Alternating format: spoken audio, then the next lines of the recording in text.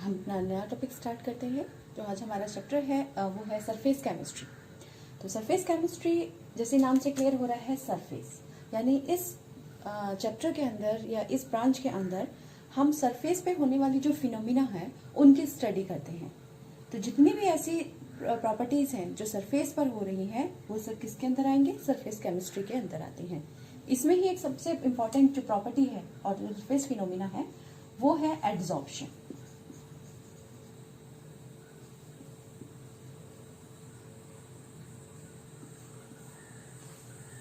It is a surface phenomena, इसीलिए इसको surface chemistry के अंदर स्टडी किया गया है। सरफेस हम सभी जानते हैं कि कोई भी अगर हमारा सॉल्वेंट या सॉल्यूशन बना रहा है तो उसमें 3 पार्ट होते हैं। सबसे ऊपर वाले पार्ट को हम बोलते हैं सरफेस, सबसे नीचे वाले पार्ट को हम बोलते हैं बॉटम, और इनके बीच में का जितना भी पार्ट है वो कहलाता है बल्क। इस सरफेस पर प्रेजेंट होने वाले मॉलिक्यूल को बोला जाएगा सरफेस मॉलिक्यूल। अब अगर किसी सरफेस कोई कंपोनेंट इस सरफेस पर आकर के एब्जॉर्ब होता है या एब्जॉर्प्शन प्रोसेस वहां होती है तो उस कंपोनेंट को, जो कंपोनेंट एब्जॉर्ब हो रहा है उसको हम बोलेंगे एड्सॉर्बेट। और जिस सरफेस पर या जिस कंपोनेंट पर या जिस सॉलिड पर वो एब्जॉर्ब हो रहा है उसको बोला जाता है एडसॉर्बेंट। और जब किसी एड्सॉर्बेंट पर कोई एड्सॉर्बेट आकर के अटैच्ड हो जाता है या जुड़ रहा है, इसी प्रोसेस को बोला जाता है एडसॉर्प्शन।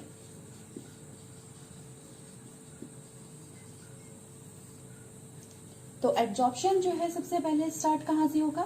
सरफेस से होगा। इसीलिए ये क्या है? सरफेस फिनोमिना बोला जाता है इसको, क्योंकि जब तक सरफेस पर मॉलिक्यूल आकर के जुड़ेंगे नहीं वो नीचे नहीं जाएंगे। ठीक है, इसीलिए इसको हम सरफेस केमिस्ट्री में स्टडी करते हैं। तो अगर ये पूरी सरफेस भर जाए, अगर एब्जॉर्बेंट मॉलिक्यूल पूरी तरह से इस एब्जॉर्बेंट की सरफेस को कवर्ड कर लेते हैं तो अब क्या होगा? ये जो मॉलिक्यूल है धीरे धीरे बल्क में जाना स्टार्ट कर देंगे। अब बल्क में जाना स्टार्ट करेंगे और वो धीरे धीरे पूरे सोल्यूशन के अंदर फैल जाएंगे। तो यहाँ पर ये जो एब्जॉर्प्शन है अब वो क्या कहलाएगा? एब्जॉर्प्शन, यानी absorption is converted into absorption. तो क्या डिफरेंस है इन दोनों में? एब्जॉर्प्शन कहाँ पर होता है? On the surface. जब तक एब्जॉर्बेट मॉलिक्यूल सरफेस से जुड़ रहे हैं तब हम उसको बोलेंगे एब्जॉर्प्शन। और जब सरफेस कंप्लीटली फिल हो जाती है और वो धीरे धीरे नीचे बल्क में आने लगते हैं और बॉटम तक पूरी यूनिफॉर्मली डिस्ट्रीब्यूशन उसका हो जाता है, तब इस प्रोसेस को बोला जाता है एब्जॉर्प्शन। ठीक है, अब अगर यही मॉलिक्यूल, सेकेंड टर्म है हमारा डिसॉर्प्शन, यही मॉलिक्यूल किसी कारण से अपनी सरफेस को छोड़ करके चले जाएं, यानी अगर ये मॉलिक्यूल जो है सरफेस को छोड़ करके बाहर चला जा रहा है,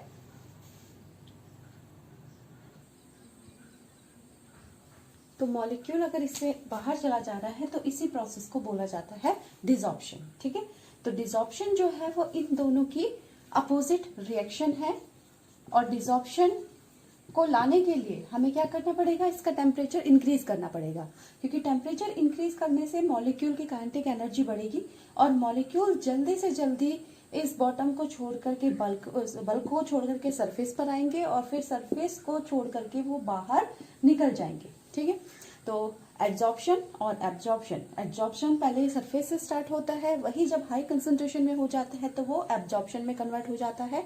अगर इस प्रोसेस को रिवर्स कर दिया जाए with the help of high temperature तो ये प्रोसेस धीरे धीरे डिसॉर्प्शन में कन्वर्ट होने लगती है और जो मॉलिक्यूल अभी एब्जॉर्ब हो रहे थे वो अपनी सरफेस को छोड़ करके फिर से वापस डिसॉर्प्शन उनमें होने लगता है।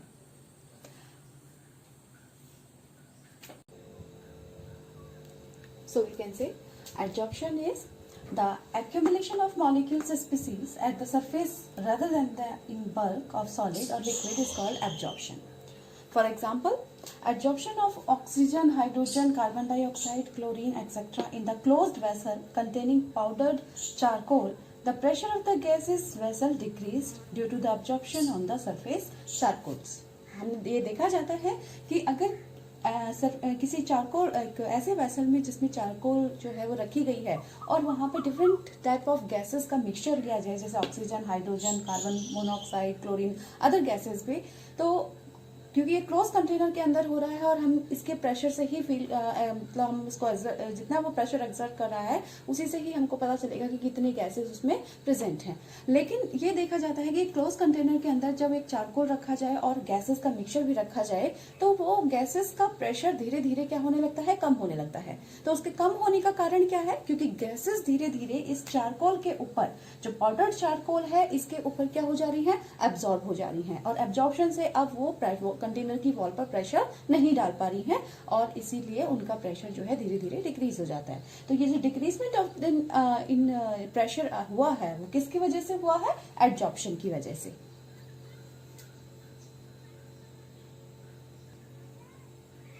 Now we discuss about the opposite process of the adsorption. It means desorption. So the process of removal of an adsorbed substance from the surface called desorption. जो अगर हम सरफेस से हमने बात करी थी इनिशियली कि सरफेस पर जो मॉलिक्यूल एब्जॉर्ब हुआ है, अगर किसी कारण से वो अपनी सरफेस को छोड़ करके बाहर चला जाता है तो इसी प्रोसेस को क्या बोलते हैं, हम डिसॉर्प्शन बोलते हैं। अब बाहर जाने मॉलिक्यूल को बाहर तभी जा सकता है जब इसके बीच में बॉन्डिंग क्या हो, कमजोर हो, या नीचे से उसके ऊपर क्या लग रहा हो, कोई एक्स्ट्रा फोर्स लग रहा हो। और वो एक्स्ट्रा फोर्स क्या हो सकता है, अगर हम इस मॉलिक्यूल का टेम्परेचर इंक्रीज कर दें, ठीक है, टेम्परेचर इंक्रीज करने से मॉलिक्यूल की काइनेटिक एनर्जी बढ़ जाएगी, और मॉलिक्यूल की काइनेटिक एनर्जी बढ़ेगी, मॉलिक्यूल और ज्यादा रेट से मूवमेंट करने लगेंगे, यानी नीचे से जो फोर्स अप्लाई हो रहा है अब सरफेस के मॉलिक्यूल पर वो बहुत ज्यादा होगा पहले से, और वो उस मॉलिक्यूल एक टेंशन में आ जाएगा और वो उस सरफेस को छोड़ने की कोशिश करेगा, जिसके बाद में क्या प्रोसेस होगी, डिसॉर्प्शन प्रोसेस होगी।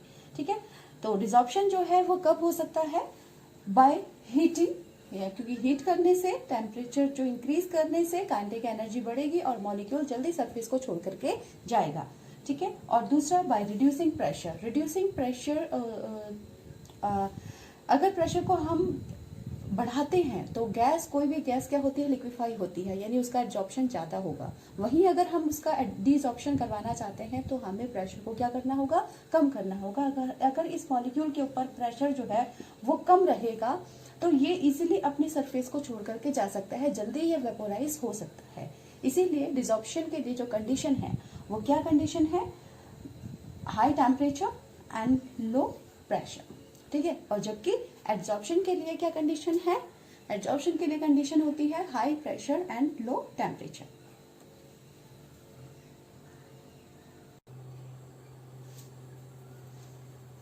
हम देखते हैं difference between the absorption and adsorption. तो एब्जॉर्प्शन प्रोसेस हमने देखी की थी कि एब्जॉर्प्शन में क्या होता है कि सबसे पहले जो एब्जॉर्बेट मॉलिक्यूल है वो कहां पर आकर के जुड़ रहा है, वो सरफेस पर आकर के जुड़ता है। तो जब कोई एब्जॉर्बेट किसी एब्जॉर्बेंट पर सरफेस पर आकर अटैच्ड हो, इनिशियली वो सरफेस पे ही जुड़ेगा क्योंकि ये सरफेस फिनोमिना है, तो इस प्रोसेस को बोला जाता है एड्सॉर्प्शन।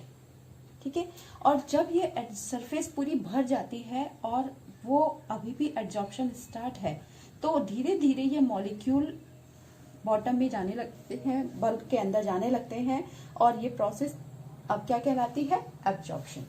तो जब मॉलिक्यूल सरफेस पर है तब एब्जॉर्प्शन, और जब मॉलिक्यूल सरफेस के साथ साथ बल्ब में भी जाने लगते हैं, बॉटम पे भी आने लगते हैं और उसका यूनिफॉर्म डिस्ट्रीब्यूशन हो जाता है, तो इस प्रोसेस को बोलते हैं हम absorption.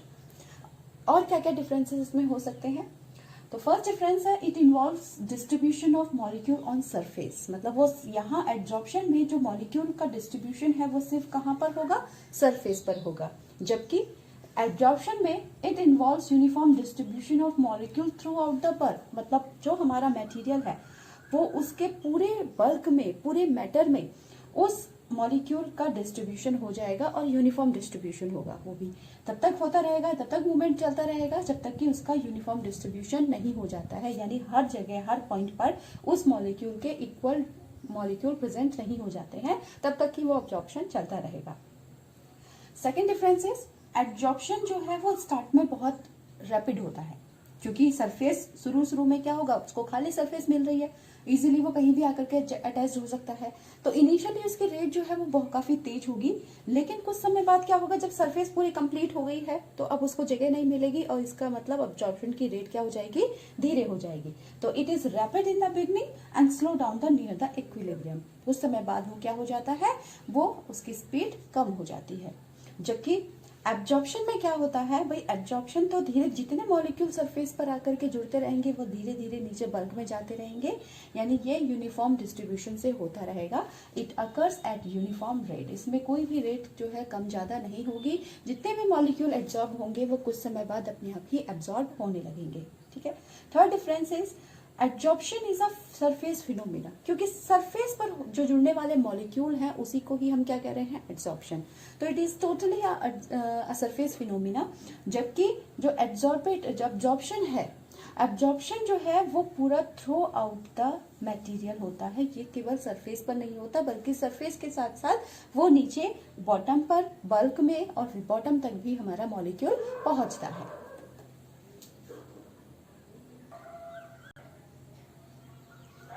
Now next topic is absorption. तो अगर भी हमने एब्जॉर्प्शन एंड एब्जॉर्प्शन देखा, तो कई बार क्या होता है कि एब्जॉर्प्शन और एब्जॉर्प्शन जो है वो साइमल्टेनियसली होता है, साथ साथ होता है, क्योंकि ये जो सरफेस फिनोमेना है जो हमारे एब्जॉर्प्शन से स्टार्ट होगी, ये थोड़ी समय बाद ही एब्जॉर्प्शन में चेंज हो जाती है। तो अगर हमारे एब्जॉर्प्शन और एब्जॉर्प्शन दोनों प्रोसेस साइमल्टेनियसली हो रहे हैं तो इस प्रोसेस को बोला जाता है absorption.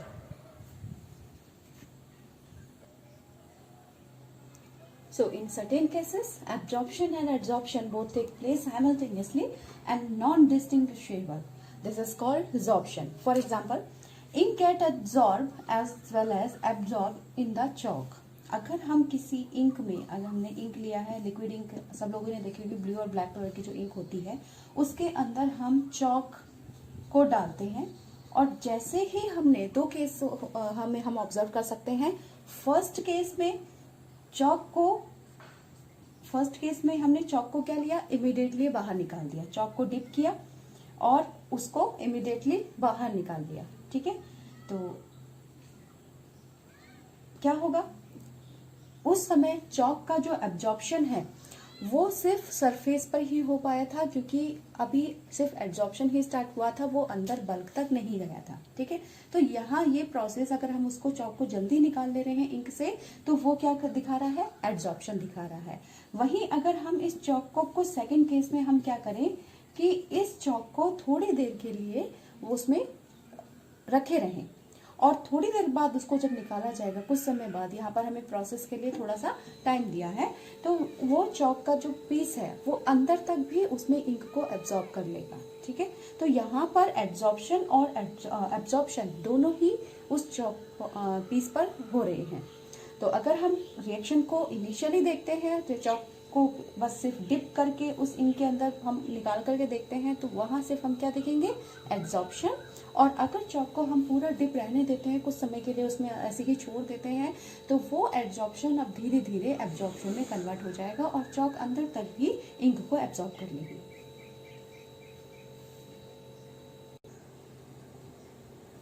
Now we can also classify the absorption into positive absorption and negative absorption. ठीक है। तो पॉजिटिव एब्जॉर्प्शन क्या होगा, अभी हमने देखा कि सपोज ये चॉक पाउडर का भी हमने एग्जांपल लिया था, तो चॉक का एक पीस का एग्जांपल लिया था, उसमें इंक एब्जॉर्ब करती है, या कोई भी फाइबर या कोई भी अदर मैटर हम जो भी ले सकते हैं, तो इनिशियली तो एब्जॉर्प्शन से ही स्टार्ट होगा। तो अगर हमारा एब्जॉर्प्शन दो केस है, अगर हमारा जो एब्जॉर्प्शन है वो मॉलिक्यूल की सरफेस पर ज्यादा है, मॉलिक्यूल की सरफेस पर जो है एब्जॉर्बेट मॉलिक्यूल प्रेजेंट हैं ज्यादा कंसेंट्रेशन में as compare to bulk particle, तो इसको हम बोलेंगे पॉजिटिव एब्जॉर्प्शन। ठीक है। तो when concentration of absorbate is more on the surface of absorbent as compare to its concentration in the bulk, it is called positive absorption. वही दूसरा case है नेगेटिव एब्जॉर्प्शन। नेगेटिव एब्जॉर्प्शन में क्या होता है कि मॉलिक्यूल के सरफेस पर तो क्या होंगे, हमारे पार्टिकल एब्जॉर्बेट जो है वो कम होंगे, बल्कि बल्क के अंदर पार्टिकल्स की जो कंसंट्रेशन है वो ज्यादा होगी। तो यहाँ पर इस एब्जॉर्प्शन को बोला जाएगा निगेटिव एब्जॉर्प्शन, ठीक है।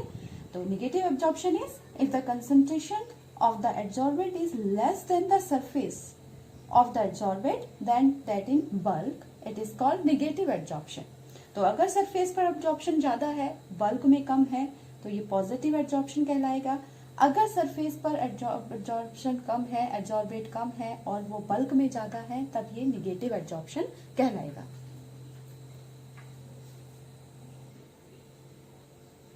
Now, what is the types of absorption? There are two types of absorption. First is physical absorption and also called physioabsorption, and second one is chemical absorption, also called chemoabsorption. तो जैसे नाम से clear हो रहा है, physical absorption यानी यहाँ पर जो एब्जॉर्प्शन यानी एब्जॉर्बेट और एब्जॉर्बेंट के बीच में जो बॉन्डिंग होगी वो क्या होगी, वो फिजिकल फोर्सेस ऑफ अट्रैक्शन होंगे। जैसे कि एक एब्जॉर्बेट के ऊपर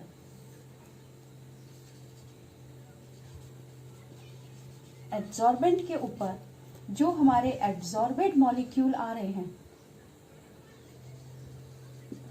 उनके जो जुड़ने का जो सोर्स है, वो सोर्स क्या होंगे, वो normal van der Waals forces होंगे, ठीक है।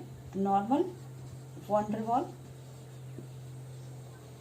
फोर्सेस ऑफ अट्रैक्शन से अगर जुड़ रहा है, जैसे normal van der Waals forces of attraction कौन हो सकते हैं, डायपोल डायपोल अट्रैक्शन हो सकता है, डायपोल इंड्यूस अट्रैक्शन हो सकता है, या फिर लंडन फोर्स हो सकते हैं, या हाइड्रोजन बॉन्डिंग हो सकती है। तो इनमें से कोई भी, लेकिन ट्रू बॉन्डिंग नहीं होगी, केमिकल बॉन्डिंग वहां पर नहीं होगी। तो अगर हमारा एब्जॉर्प्शन जो है वो एब्जॉर्बेंट और एब्जॉर्बेंट के बीच में फिजिकल फोर्स ऑफ अट्रैक्शन है, सिर्फ अट्रैक्शन है, कोई भी केमिकल बॉन्डिंग नहीं है, और मॉलिक्यूल जो है सिर्फ सरफेस पर आकर के जुड़ जा रहा है, तो इसको क्या बोला जाता है, ये कहलाएगा हमारा फिजियोअब्जॉर्प्शन, ठीक है।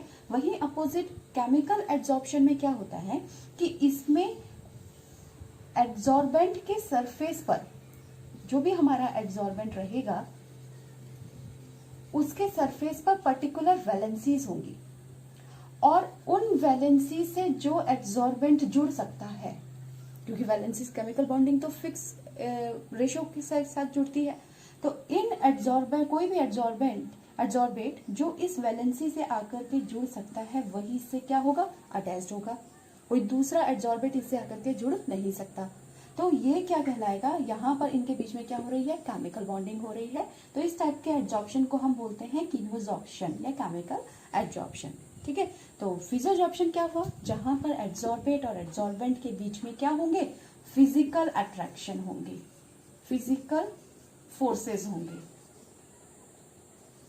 Forces of attraction, then it is called physioabsorption. और केमिकल एब्जॉर्प्शन में एब्जॉर्बेंट और एब्जॉर्बेट के बीच में केमिकल बॉन्डिंग होगी।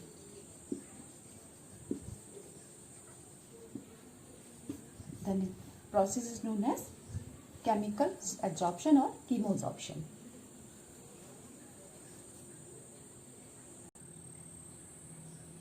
So physioabsorption is when force of attraction between the adsorbate and adsorbent are van der Waal forces, it is called physioabsorption, ठीक है। वो एक सिंपल अट्रैक्शन से जुड़े हुए हैं, उनके बीच में कोई भी ट्रू बॉन्डिंग नहीं है।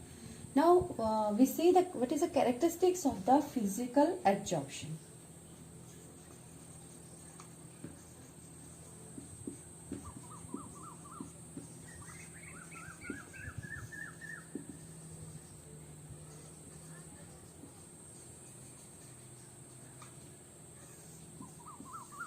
So the first characteristic is lack of specificity.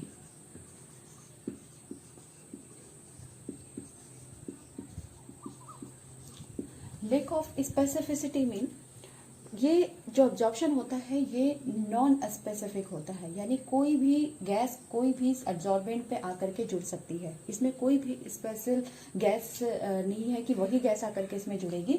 तो कोई भी अगर हमारा सरफेस है तो उस सरफेस पर जो भी गैस इजीली लिक्विफाई हो जाए, वो गैस आकर के इससे क्या हो जाएगी, एब्जॉर्ब हो जाएगी। ठीक है, ये गैस में ये जरूरी नहीं कि स्पेसिफिक ही हो कि ऑक्सीजन गैस ही या हाइड्रोजन गैस ही या अमोनिया गैस ही इस पर एब्जॉर्ब हो। कोई भी गैस जो इजीली लिक्विफाई हो जाए वो इस सरफेस पर आकर के एब्जॉर्ब हो जाती है। इसीलिए जो फिजिक्स ऑप्शन होता है वो उसमें लेक ऑफ स्पेसिफिसिटी होती है, वो ज्यादा जनरली स्पेसिफिक नहीं होता है, स्पेसिफिसिटी उसमें कम पाई जाती है। Second property is reversible nature. अभी हमने देखा कि एब्जॉर्प्शन और डिसॉर्प्शन दोनों एक दूसरे के अपोजिट प्रोसेस हैं। तो क्योंकि फिजिक्स ऑप्शन में एब्जॉर्प्शन जो है वो बहुत स्पेसिफिक नहीं है, यानी कोई भी गैस ऐसे ही वीक वंडरवॉल से आकर के इससे जुड़ गई है। एब्जॉर्बेंट मॉलिक्यूल जो है वो वीक वंडरवॉल से आकर के जुड़े हुए हैं। अब अगर हम थोड़ा सा ही इसका टेम्परेचर को इंक्रीज कर दें, अगर टेम्परेचर हम यहाँ पर इंक्रीज कर देते हैं तो टेम्परेचर इंक्रीज होने से सरफेस की जो मॉलिक्यूल है उनकी काइनेटिक एनर्जी बढ़ जाएगी और वो अब इस सरफेस को छोड़ करके यहाँ से वापस चले जाएंगे। ठीक है, तो क्योंकि सरफेस जो है अभी एब्जॉर्प्शन हो रहा था और अगर टेम्परेचर को हमने थोड़ा सा इंक्रीज कर दिया तो इजीली ही वो डिसॉल्व हो जा रहे हैं, यानी रिएक्शन जो है वो रिवर्सिबल है। तो फिजिकल एब्जॉर्प्शन जो है गैसेस का वो एक रिवर्सिबल प्रोसेस है और थोड़ी देर बाद इनिशियली तो वो क्या होता है, एब्जॉर्प्शन होगा जब पूरी सरफेस जो है वो भर जाएगी और इसके बाद इक्विलिब्रियम की तरफ शिफ्ट करेगा और धीरे धीरे इन मॉलिक्यूल का डिसॉर्प्शन भी होने लग सकता है। ठीक है, तो रिएक्शन जो है फॉरवर्ड और बैकवर्ड दोनों डायरेक्शन में चलती है। तीसरा, third characteristics is surface area of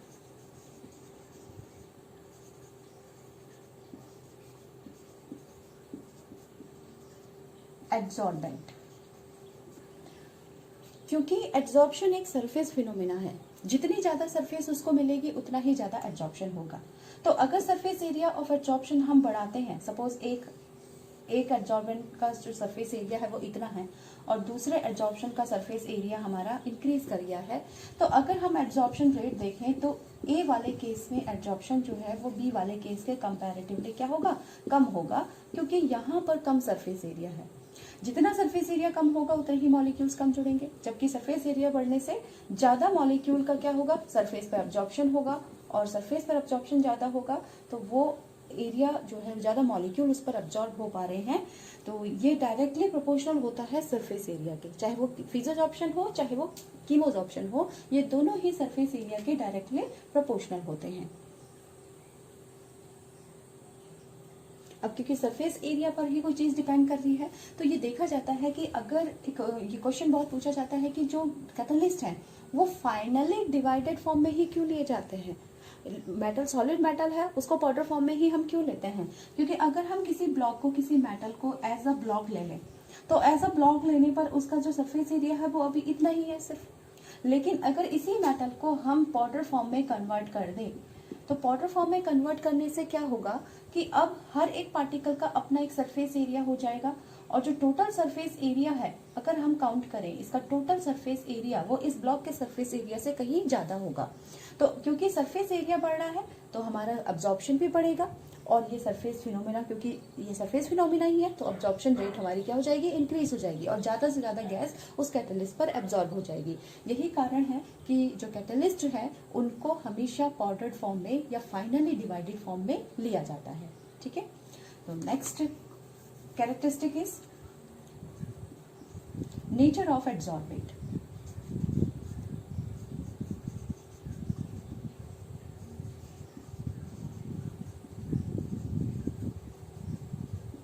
अब एब्जॉर्बेंट का नेचर कैसा होना चाहिए, तो the amount of gas absorb by the solids depend on the nature of the gas.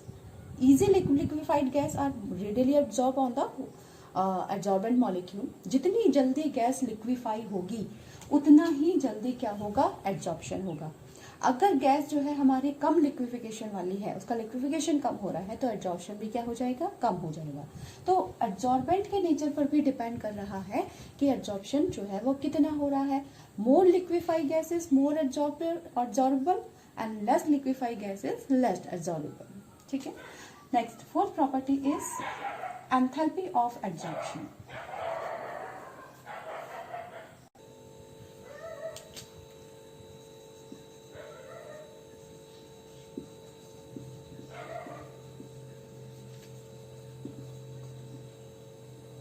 Enthalpy of absorption यानी उस किसी भी रिएक्शन को होने में लगने वाली जो एनर्जी है उसको हम बोलते हैं एंथैल्पी। तो क्योंकि यहाँ एब्जॉर्प्शन हो रहा है तो एब्जॉर्प्शन में लगने वाली जो एंथैल्पी एनर्जी होगी उसी को हम बोलेंगे एंथैल्पी ऑफ एब्जॉर्प्शन। क्योंकि फिजियोजॉर्प्शन में क्या है, सिर्फ वॉन डर वाल फोर्सेस हैं, तो इस रिएक्शन को कराने के लिए हमें बहुत ज़्यादा एनर्जी देने की जरूरत नहीं होती है, क्योंकि केमिकल चेंज नहीं है। केमिकल बॉन्डिंग होती है तो वहां पर एंथैल्पी क्या होती है, ज़्यादा होती है। तो due to the presence of weak van der Waals forces जो एंथैल्पी ऑफ एब्जॉर्प्शन है वो क्या होती है, लो होगी। एंथैल्पी ऑफ एब्जॉर्प्शन इसकी लो होगी और लगभग कितनी होती है, 20 किलो जूल पर मोल से लेकर के 40 किलो जूल पर मोल तक की क्या होती है, इसकी एंथैल्पी होती है। बहुत कम एंथैल्पी है due to the presence of weak van der Waals forces. Next property activation energy.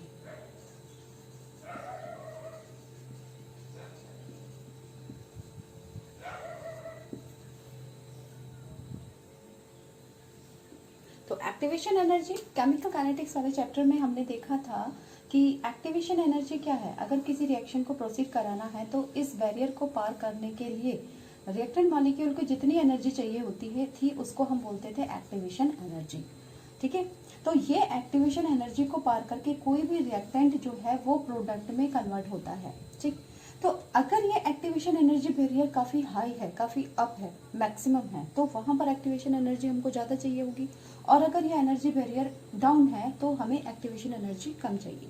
तो क्योंकि ये एक फिजियोजॉर्प्शन है, केमिकल चेंज नहीं है, कोई केमिकल रिएक्शन नहीं है, तो फिजिकल चेंज के लिए एक्टिवेशन एनर्जी का जो बैरियर होता है वो काफी डाउन होता है। तो काफी डाउन होगा तो इसका मतलब इसकी जो एक्टिवेशन एनर्जी है वो क्या होती है, लो होती है। तो लो एक्टिवेशन एनर्जी की वजह से ज्यादा मॉलिक्यूल जो हैं वो इस एनर्जी बैरियर को पार कर जाएंगे और इस एनर्जी बैरियर को पार करके वो प्रोडक्ट में कन्वर्ट हो जाएंगे। तो एक्टिवेशन एनर्जी फिजियोजॉर्प्शन की काफी लो होती है। Next property is multi layered. क्योंकि फिजियोजॉर्प्शन में कोई भी ये नॉन स्पेसिफिक होता है, कोई भी गैस किसी भी एब्जॉर्बेंट पे आकर के एब्जॉर्ब हो सकती है, कोई केमिकल बॉन्डिंग इसके बीच में नहीं होती। एब्जॉर्बेंट मॉलिक्यूल और एब्जॉर्बेंट मॉलिक्यूल सरफेस के बीच में कोई भी केमिकल बॉन्डिंग नहीं है। तो सपोज सबसे पहले एब्जॉर्बर की एक लेयर आकर के इस पर इजीली लिक्विफाई हो गई है और वहां पर फिजियोजॉर्प्शन इसके बीच में हो गया है।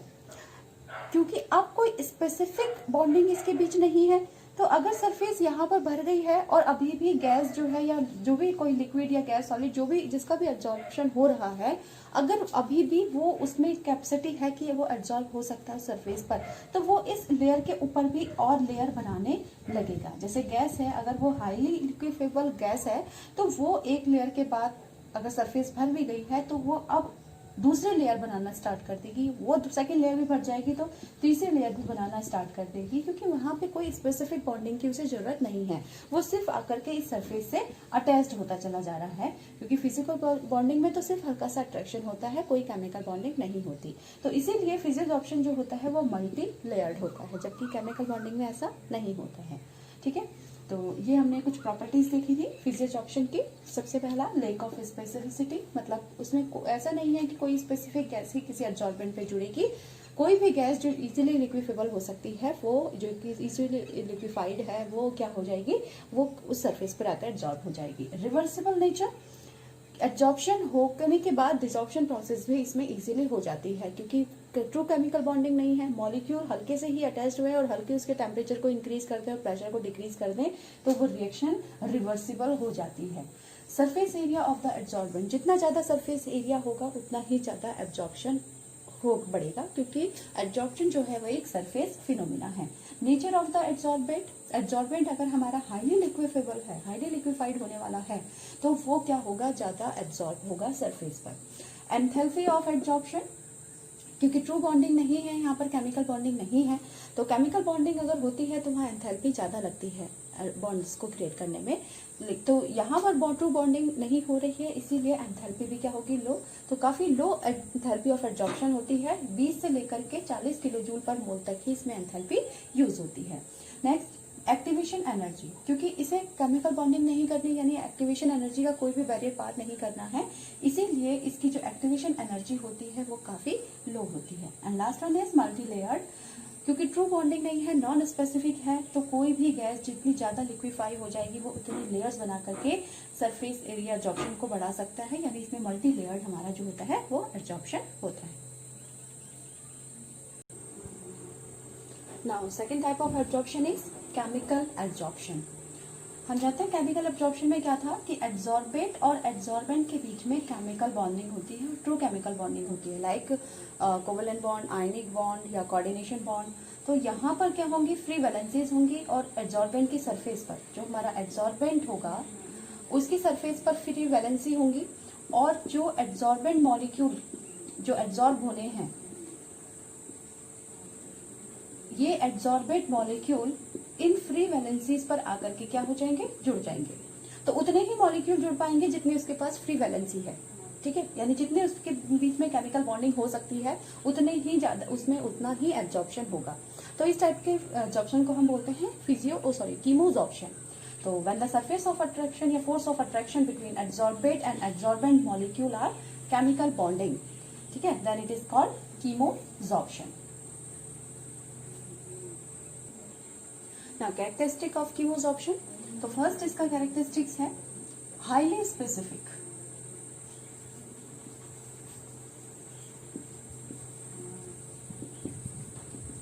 अभी हमने देखा कि किसी भी एब्जॉर्बेंट सरफेस पर अगर कीमोजॉर्प्शन हो रहा है तो सिर्फ वही एब्जॉर्बेंट उससे जुड़ सकता है जिसकी वैलेंसी इस एब्जॉर्बेंट के साथ में मैच खाएगी, यानी हर कोई एब्जॉर्बेंट आकर के सरफेस पे नहीं जुड़ सकता। तो इसीलिए ये जो एब्जॉर्प्शन हो गया कीमोजॉर्प्शन हमारे लिए वो बहुत स्पेसिफिक होता है। जो गैस या जो भी सॉलिड या लिक्विड इस वैलेंसी के साथ मैच करेगा वही इससे जुड़ेगा, दूसरा इसके साथ में नहीं जुड़ सकता। तो कीमोजॉर्प्शंस are highly specific in nature. It occurs only if there is a possibility of the bond formation between the adsorbate and adsorbent. अगर पॉसिबिलिटी है तभी बॉन्ड बनेगा, अगर पॉसिबिलिटी नहीं है तो बॉन्ड नहीं बनेगा। Second property is irreversible.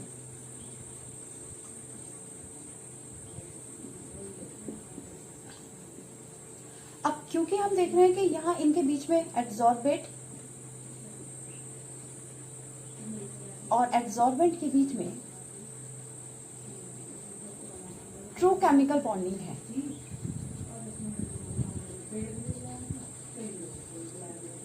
ठीक है। तो केमिकल बॉन्डिंग मतलब केमिकल चेंज, और केमिकल चेंज जो होता है वो रिवर्सिबल नहीं होता। इसका मतलब ये प्रोसेस भी जो है वो रिवर्सिबल नहीं होगी। एक बार एब्जॉर्प्शन हो गया और उनके बीच में ट्रू केमिकल बॉन्डिंग बन गई तो वो अब टूटना मुश्किल है जब तक कि हम उसको कंडीशन नहीं देंगे, यानी स्पॉन्टेनियस नहीं होगा। जैसे फिजियोजॉर्प्शन तो हल्का सा ही चेंज के साथ में वो लेयर जो है वो डिजॉर्प्शन हो सकता है, लेकिन कीमोजॉर्प्शन जो होता है वो इरिवर्सिबल होगा, उसमें केमिकल चेंज को हम इजिली रिवर्स नहीं कर सकते हैं। So as chemisorption involve the compound formation between the adsorbate and adsorbent molecule, it is generally irreversible. Then third property is enthalpy of adsorption.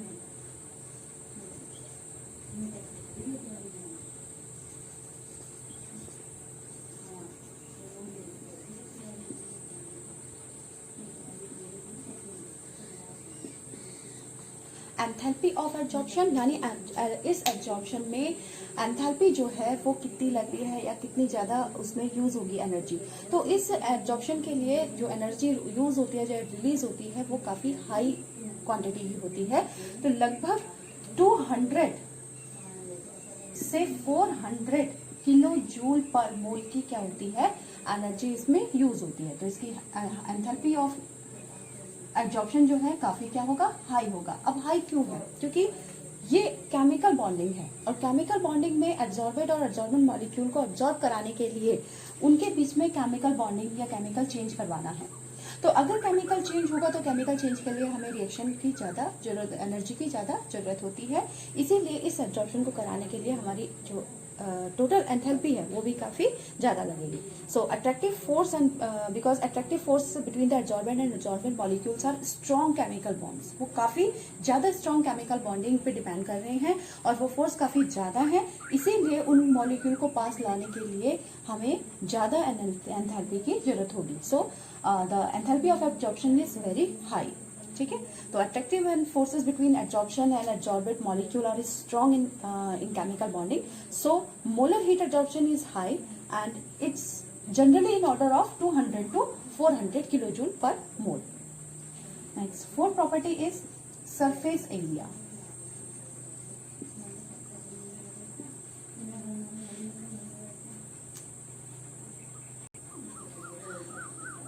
Like physisorption, chemisorption में भी surface area जितना ज्यादा होगा उतना ही एब्जॉर्प्शन भी ज्यादा होगा. ठीक है. क्योंकि ये क्या है, ये एक सरफेस फिनोमिना है. जितना ज्यादा सरफेस उतना ही ज्यादा मॉलिक्यूल जो है वो एब्जॉर्ब होंगे और उतना ही ज्यादा एब्जॉर्प्शन होगा. So surface area is directly proportional to the adsorption in both cases, physisorption as well as chemoabsorption. Next property is nature of adsorbate. Nature of adsorbate and adsorbent.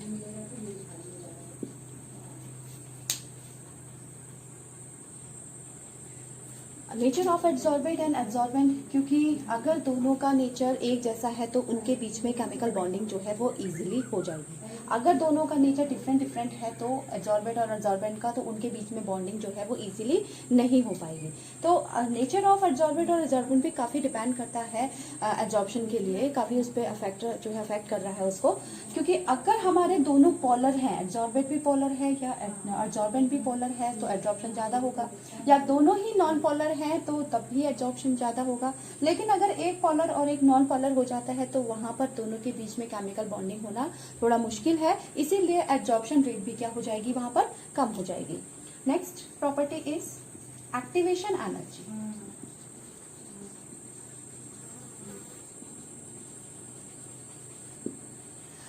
क्योंकि यहाँ पर केमिकल बॉन्डिंग होनी है और chemical bonding के लिए काफी high energy की एक्टिवेशन एनर्जी की कमी से जरूरत होगी. क्योंकि रिएक्टेंट को प्रोडक्ट बनने के लिए एक हाई एनर्जी बैरियर को पार करके जाना पड़ेगा. इसीलिए इसकी एक्टिवेशन एनर्जी क्या होती है, काफी हाई होती है. तो हमने क्या क्या प्रॉपर्टीज देखी कीमोसॉर्प्शन की. दीज आर हाईली स्पेसिफिक, क्योंकि इसके बीच में केमिकल बॉन्डिंग होती है तो ये कहते हैं बहुत स्पेसिफिक ही होंगे. जिनके बीच में केमिकल चेंज पॉसिबल है, केमिकल बॉन्डिंग पॉसिबल है, वही उसी का एब्जॉर्प्शन होगा. Second one is reversible, irreversible. तो क्योंकि केमिकल चेंज जो होता है वो इरिवर्सिबल होता है, इसीलिए वो एब्जॉर्प्शन भी क्या हो जाएगा, इरिवर्सिबल होगा. Third one is enthalpy of absorption. ये क्योंकि ये ट्रू बॉन्डिंग है तो एंथैल्पी ऑफ एब्जॉर्प्शन इसका काफी हाई है. लगभग 200 से 400 किलोजूल पर मोल में इसका एंथैल्पी ऑफ एब्जॉर्प्शन इसका होता है. Surface area is directly proportional to absorption. जितना ज्यादा सरफेस एरिया होगा उतना ही ज्यादा क्या होगा, एब्जॉर्प्शन बढ़ेगा. Then nature of adsorbent and adsorbent. अगर दोनों एड्सॉर्बेंट और एड्सॉर्बेंट का नेचर सेम है तो वो वहां पर एब्जॉर्प्शन इंक्रीज हो जाएगा. लेकिन अगर दोनों का नेचर जो है वो डिफरेंट है तो एब्जॉर्प्शन रेट वहां कम हो जाएगी. Then last one is activation energy. Activation energy क्योंकि इसको रिएक्टेंट को एक काफी हाई बैरियर पार करना पड़ता है, यानी उसकी एक मैक्सिमम एनर्जी जो है उसको चाहिए जिससे वो क्या हो जाए, इस बैरियर को पार कर जाए. तो इसका जो एक्टिवेशन एनर्जी पॉइंट है वो काफी हाई है, क्योंकि ये केमिकल चेंज है और केमिकल चेंज के लिए एक्टिवेशन एनर्जी हाई चाहिए होती है. तो ये हमारी कुछ प्रॉपर्टीज है. अब हम देखते हैं फिजियोजॉर्प्शन और कीमोजॉर्प्शन में क्या डिफरेंसेस हैं. So the differences between the physisorption and chemisorption है, the main points are lack of specificity. जो फिजियोजॉर्प्शन होता है वो उसमें लेक ऑफ स्पेसिफिसिटी होती है, यानी वो स्पेसिफिक नहीं है. कोई भी गैस जो इजीली लिक्विफाई हो जाए वो एड्सॉर्बेंट पे आकर के जुड़ सकती है. जबकि कीमोजॉर्प्शन जो है वो हाईली स्पेसिफिक है. सिर्फ वही गैस जो है एड्सॉर्बेंट पे जुड़ सकती है जो इसके साथ में केमिकल बॉन्डिंग कर सके. ठीक है. Second difference is physisorption is reversible and chemisorption is irreversible, क्योंकि फिजोजॉर्प्शन में फिजिकल फोर्स ऑफ अट्रैक्शन है। यहाँ पर जो सोर्स ऑफ अट्रैक्शन है वो सिर्फ क्या है, फिजिकल है। तो फिजिकल सोर्स ऑफ अट्रैक्शन को हम थोड़ा सा ही कंडीशन चेंज करके उसको रिवर्स कर सकते हैं, जबकि कीमोजॉर्प्शन में क्या होता है, जो फोर्स ऑफ अट्रैक्शन है वो केमिकल बॉन्डिंग है, तो जिसको तोड़ने के लिए हमें काफी एनर्जी देनी पड़ेगी, इसीलिए रिएक्शन जो होती है इरिवर्सिबल होती है। Next, physisorption has low enthalpy of adsorption, क्योंकि कोई भी केमिकल चेंज इसमें नहीं हो रहा है, सिर्फ फिजिकल अट्रैक्शंस हैं, तो उसके लिए बहुत ज्यादा एनर्जी देने की इसको जरूरत नहीं होती है, इसीलिए इसकी एंथैल्पी ऑफ एब्जॉर्प्शन क्या है, कम है। जबकि कीमोजॉर्प्शन में क्योंकि केमिकल बॉन्डिंग है और केमिकल बॉन्डिंग कराने के लिए काफी हाई एनर्जी इसको प्रोवाइड करानी पड़ेगी, इसलिए इसकी एंथैल्पी ऑफ एब्जॉर्प्शन क्या होती है, हाई होती है। देन एक्टिवेशन एनर्जी, अगर हमारा जो केमिकल चेंज होता है तो अगर होगा तो उसके लिए एक्टिवेशन बैरियर काफी ऊंचा होता है, अगर केमिकल चेंज नहीं है तो एक्टिवेशन बैरियर काफी नीचा होता है। तो फिजोजॉर्प्शन में क्योंकि हम जानते हैं कोई भी केमिकल चेंज नहीं है, तो वहां पर हमें उसको बैरियर को पार करने के लिए लो एनर्जी देनी पड़ेगी, बहुत कम एनर्जी की जरूरत है, छोटा ही एनर्जी बैरियर है, तो इसीलिए इसकी एक्टिवेशन एनर्जी क्या होती है, लो होती है।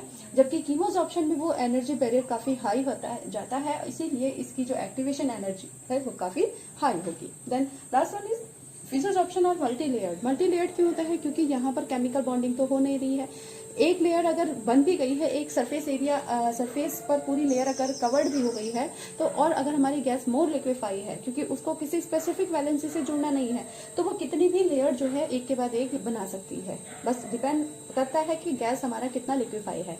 जबकि कीमोजॉर्प्शन में क्योंकि वैलेंसीज जितनी होंगी उतना ही जो है एब्जॉर्प्शन होगा, वो फिक्स होगा, तो इसीलिए वो सिर्फ क्या बना पाएगा, यूनिलेयर, एक ही लेयर बना पाएगा, क्योंकि एक लेयर अगर बन गई है तो अब सरफेस पर वैलेंसीज फ्री नहीं है जिसपे आकर के एब्जॉर्बेड मॉलिक्यूल जुड़ सके। ठीक है, तो इट इज यूनिक लेयर्ड। ठीक है, तो ये डिफरेंसेस थे हमारे कीमोजॉर्प्शन एंड फिजोजॉर्प्शन से। इस टॉपिक से हमारे 2 मार्क्स का जो है क्वेश्चन बन के आता है और डिफरेंसेस ज्यादा इंपॉर्टेंट है इसमें।